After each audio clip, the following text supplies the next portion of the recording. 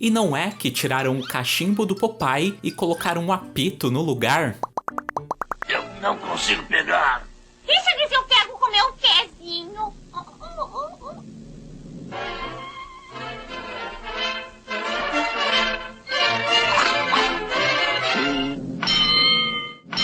Confessa, vai, você já comeu espinafre pra tentar ficar fortão igual o Popeye? Eu já. Não precisa temer esse espinafre comer, diz o marinheiro Popeye. É um dia comum e a Olivia Palito está fazendo qualquer atividade aleatória, até que de repente o Brutus aparece e a sequestra. Ela então grita: Papai, socorro! E o marinheiro prontamente aperta uma lata de espinafre que voa em direção à sua boca, fica super forte e sai voando para socar a cara do vilão e salvar a mocinha. Bom, como todo mundo sabe, esse é o enredo de qualquer episódio típico dos desenhos animados do marinheiro Popeye, né? Mas e se eu te falar que se tivessem seguido à risca a história original desse personagem, a história que inspirou o desenho animado, na verdade era o Popeye que iria roubar a Olivia? Tubarões me mordam. Pois é, nas histórias em quadrinhos que deram origem à série, a Olivia inicialmente tinha um outro namorado, que aliás também era o protagonista da série, até que um certo marinheiro apareceu, como quem não quer nada, e não só tomou a sua garota, como também se tornou o astro da sua história. Sem falar que o item que deixou esse certo marinheiro inicialmente forte não foi o espinafre, mas sim as penas de uma galinha mágica. Eu não estou entendendo bolufas. Realmente, se eles fossem seguir os quadrinhos originais à risca, a história seria completamente diferente. E hoje, além de eu te mostrar essa primeira versão totalmente diferente dessa série, eu também vou desenhar com vocês a sua evolução com o passar dos anos. Pra você ter uma ideia, os quadrinhos que deram origem a esse personagem já possuem incríveis 105 anos. Então, é claro que existem muitas coisas mesmo envolvendo esse marinheiro pra gente comentar. E nesse século de existência, o Popeye já enfrentou, além do seu arquirrival Brutus, vários outros vilões lendários, como a terrível Bruxa do Mar. Ele também já entrou pra Marinha dos Estados Unidos e meteu a porrada nos japoneses e nos nazistas, já adotou uma criança com a Olivia, teve o seu próprio filho, o Popeye Jr., e curiosamente decidiu deixar de fumar cachimbo, o substituindo por um apito. Pois é, por mais bizarro que possa parecer, na série mais atual desse desenho, o Popeye incrivelmente carrega um apito na boca. E nesse vídeo eu vou te mostrar todas essas mudanças. Além de falar algumas curiosidades bem legais sobre esse desenho, como por exemplo, você sabia que alguns personagens, como o próprio Popeye e a Olivia Palito, foram inspirados em pessoas reais do convívio do criador da série? Que o Eugênio, o Jeep mágico, não veio do espaço ou outro universo, mas sim de uma floresta aqui da Terra, e que a Olivia originalmente tinha uma família, pai, mãe e um irmão, mas que simplesmente desapareceram? E falando em desaparecimento, o que será que aconteceu com o namorado original da Olivia, aquele que eu comentei anteriormente? Aonde será que ele foi parar, hein? Bom, logo a gente descobre. Então pegue aí o seu cachimbo pra soprar igual um apito e abra uma boa lata de espinafre, porque chegou a hora da gente destrinchar o marinheiro Popeye.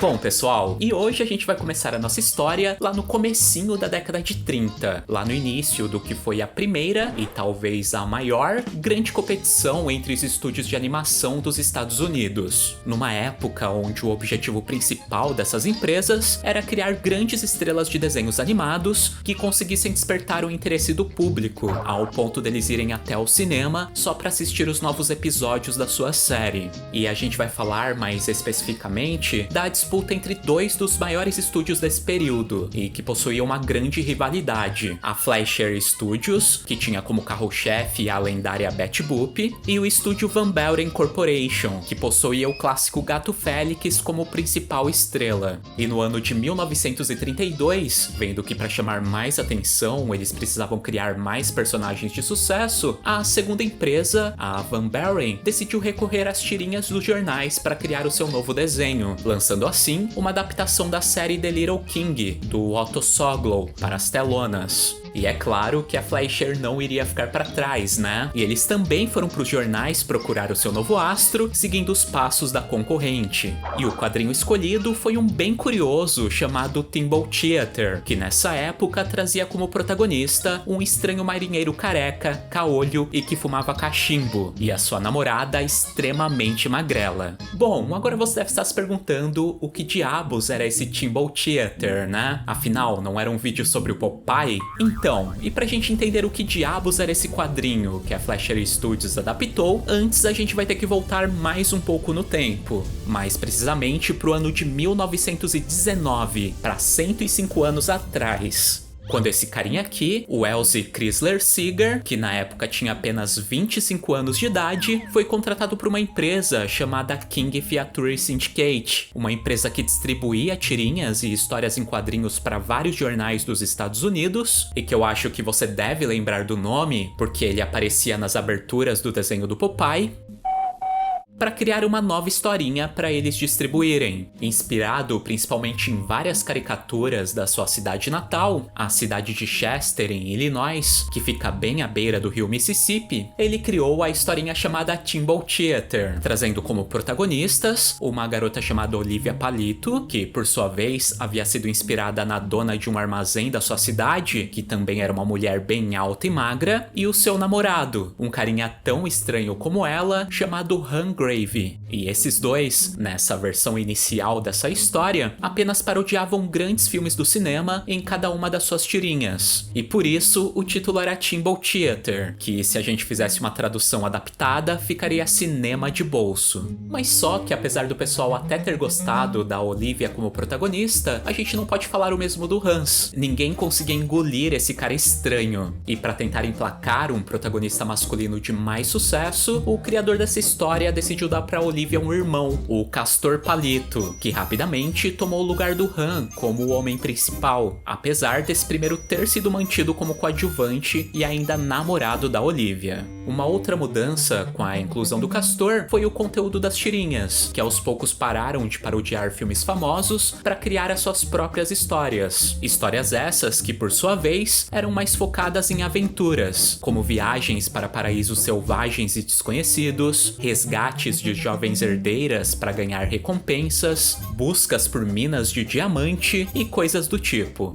Pra você ter uma ideia, essas historinhas eram publicadas diariamente nos jornais. Cada dia havia mais uma parte dessa série. Então você já pode imaginar que, consequentemente, muitos outros personagens secundários, dos mais variados tipos, foram sendo incluídos aos poucos em cada nova historinha. E foi seguindo nesse estilo que 10 anos depois, em 1929, os personagens centrais, no caso o Castor, o Han e a Olivia, acabaram se envolvendo numa aventura curiosa. Uma aventura envolvendo uma galinha mágica. No caso, o Castor havia ganhado de um parente uma galinha que tinha a habilidade de livrar de qualquer perigo quem esfregasse as suas penas. E pensando nisso, ele teve a ideia de ir para um cassino que ficava numa ilha bem distante, para trapacear nos jogos sem se preocupar em correr perigo com os mafiosos que eram os donos. Vale avisar que os protagonistas não eram muito politicamente corretos, tá? E para chegar nesse lugar, ele e o Han decidiram contratar um estranho marinheiro careca e caolho para os guiar. E foi assim que o Popeye finalmente foi incluído na história. Sou marinheiro Popeye. Assim como a Olivia, esse personagem também havia sido inspirado em alguém da cidade natal do Elzie, mais precisamente num cara chamado Frank Figel, um marinheiro aposentado que tinha as mesmas características físicas do personagem. Ele tinha um olho meio fechado, fumava bastante cachimbo e ele costumava contar muitas histórias envolvendo as suas supostas aventuras e força física, que foram elementos que o nosso autor levou para sua versão no Timbal Theater. O Popeye inicial era bem assim, um contador de histórias que se vangloriava da sua força e façanhas do passado. Mas só que diferente da versão real, o marinheiro dos quadrinhos acabou tendo essas mentiras transformadas em realidade, já que no desfecho dessa aventura, ele acabou sendo baleado por um vilão, e após acariciar as penas da galinha mágica, ele não só se curou, como ganhou uma grande força para dar a volta por cima. Ou seja, na história original, a força do Popeye veio de uma galinha, e não do espinafre. Oh, pelas barbas do camarão! E a sua aparição deveria ter se resumido a apenas isso, a apenas uma participação na história dos verdadeiros protagonistas. Porém, as pessoas gostaram tanto do Popeye e pediram tanto para mantê-lo na história, que nas aventuras seguintes ele não só continuou como coadjuvante, como aos poucos passou a coestrelar as aventuras com o Castor, deixando o Han cada vez mais de escanteio. Foi nessa época também que as tirinhas começaram a focar cada vez mais em missões envolvendo viagens no mar, o que consequentemente deu ao Popeye os seus vilões mais memoráveis, como a Bruxa do Mar, que o nosso herói acabou encontrando de forma aleatória ao invadir um antigo e sinistro navio que estava aparentemente flutuando sozinho no oceano. Oh, a perversa bruxa do mar! Quem lhe deu permissão para invadir a minha casa? Eu faço o que quiser! E o Brutus, que originalmente era um terrível homem que havia sido aprisionado numa ilha remota e que acabou disputando com Popeye a luta mais longa e mais memorável dessa história. O confronto entre esses dois durou várias edições do jornal e talvez por ter sido tão memorável, esse vilão tenha se tornado o principal antagonista da série. Oh, se você está dizendo isso é porque é verdade. Bom, e como não podia ser diferente, com tanto protagonismo pro marinheiro, aos poucos não só o Han desapareceu, como o Castor também tomou chá de sumiço. E a Olivia, que continuava como protagonista feminina desde o começo, acabou se aproximando cada vez mais do fumador de cachimbo, até que eles começaram a ter um romance. E até por estar fazendo muito sucesso, o título dos quadrinhos acabou sendo alterado, passando a se chamar Timble Theater estrelando Popeye. Bom, mas é importante a gente destacar também que todos aqueles outros personagens clássicos do desenho também apareceram primeiro nesse Timble Theater. O Dudu, o cara apaixonado por hambúrguer. Você é um viciado em hambúrguer. Olhe só para você. Você está parecendo um hipopótamo. O Rei Bloso. Olá, Rei Bloso, qual é o problema? A Alicia Grande. O Gugu, que foi uma criança deixada na porta do Popeye em uma aventura e a Olivia acabou adotando. Eu como espinafre, eu como angu, eu sou marinheiro Gugu. E até mesmo Eugênio, o Jipe Mágico, uma criatura com poderes especiais, originário da África. O nome dele é Eugênio Jipe e ele tem poderes mágicos. Eu não acredito. Originalmente eram personagens coadjuvantes dos quadrinhos, que estrelaram alguma aventura das várias que o Popeye viveu ao longo dos anos. E foi desse contexto que a Fleischer Studios decidiu se inspirar para criar a sua nova estrela da animação, que aliás teve uma grande campanha para sua estreia. Eles até colocaram a Betty Boop no seu episódio piloto.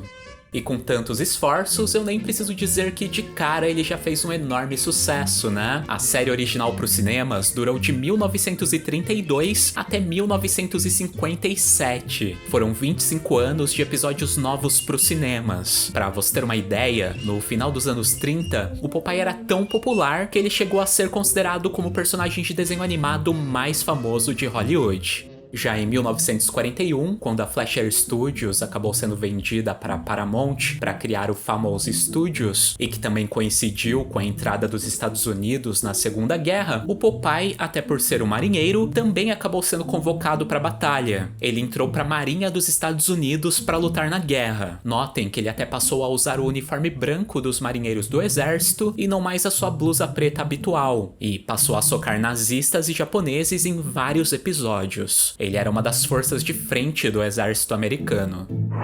É assim que eu faço com os japoneses malvados.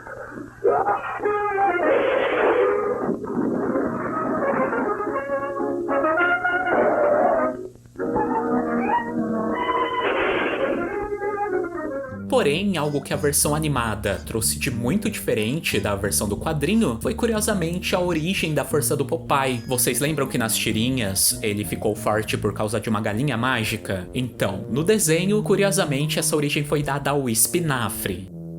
E o motivo dessa mudança, na verdade, ninguém sabe explicar muito bem até hoje. Numa aventura do Timbal Theater, que foi mostrada nos jornais de 1931 até 1932, justamente o ano onde o desenho começou a ser produzido, realmente houve uma história em que o Popeye, após fugir de uma cadeia e ser questionado por um guarda como ele havia conseguido, ele respondeu dizendo que foi porque ele havia comido espinafre. Mas isso foi só em uma história, não era um padrão que acontecia sempre, e ele nem foi mostrado comendo. Mas talvez os animadores tenham se inspirado nessa aventura em específico para criar o negócio do espinafre, né? Uma outra possibilidade, que muita gente acredita, é que alguém envolvido na produção era sócio de uma fábrica de espinafres e quis colocar esse elemento no desenho para aumentar as suas vendas. De qualquer forma, a inclusão do espinafre foi uma coisa muito bem-vinda, porque não só deu uma marca registrada para esse personagem, como também ajudou muitos pais na hora de fazer os filhos comerem verduras. O consumo de espinafres por crianças cresceu de uma forma assustadora lá nos Estados Unidos, graças ao sucesso do desenho. E foi também graças ao desenho para o cinema que o Popeye se tornou um fenômeno, ganhando quadrinhos, produtos e posteriormente séries para TV. Em 1960, a própria King Features Syndicate encomendou uma série para ser distribuída para televisão, o desenho chamado Popeye o Marinheiro, que foi a versão que se tornou mais lendária desse personagem, pelo menos pra gente aqui no Brasil, já que era ela que era exibida pelo SBT. Essa, aliás, também foi a série mais longa que ele já teve. Ao todo foram incríveis 220 episódios produzidos. Brutus, é melhor cobrir o rosto quando olhar para os animais. Sabe que não é permitido assustá-los, hein?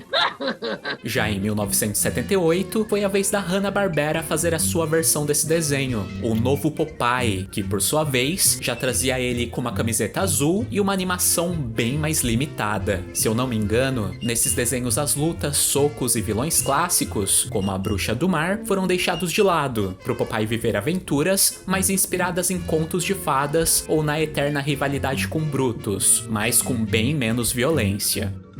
Eu sou como sou e é isso que eu sou. Eu sou o marinheiro Popeye. Foi a Hanna-Barbera que também fez o imemorável Popeye Filho, um desenho que ainda bem caiu no esquecimento e que deu ao nosso marinheiro um curioso filho adolescente, um filho dele com a Olivia e que não tinha nada a ver com nenhum dos dois, o estranhíssimo Popeye Jr. Aliás, o rival desse menino era o filho do Brutus, um menino ruivo chamado Tank.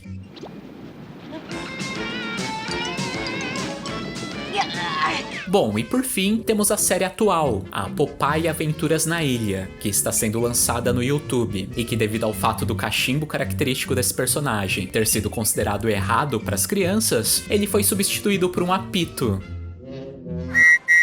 E antes da gente terminar, mas não menos importante, a gente também tem que falar do filme live action, lançado em 1980, o musical chamado Popeye o Filme, que trouxe o Robbie Williams como protagonista, o Paul Smith como Brutus e a Shelley Duvall como Olivia Palito. E é interessante pra gente falar dele porque ele deu uma explicação pro desaparecimento do antigo namorado da Olivia nos quadrinhos, que nas tirinhas apenas havia desaparecido. No filme, logo no começo, ele aparece perseguindo seu chapéu e sendo taxado como o antigo namorado que a Olivia largou pra ficar com Brutus. E é isso, pessoal. Esse é um resumão da história do incrível marinheiro Popeye, um personagem que já está aí completando quase 100 anos de existência. Mas e você? Chegou a assistir ao desenho clássico dos anos 60, quando ele passava na TV? Ou chegou a ver as versões da Hanna-Barbera e o Popeye Jr.? Esse eu confesso que nunca assisti na vida e nem tenho interesse. E o que vocês estão achando da versão atual? Preferem ele com cachimbo ou com apito? Parece engraçado, mas já estou saturado. Eu sou o marinheiro Popeye.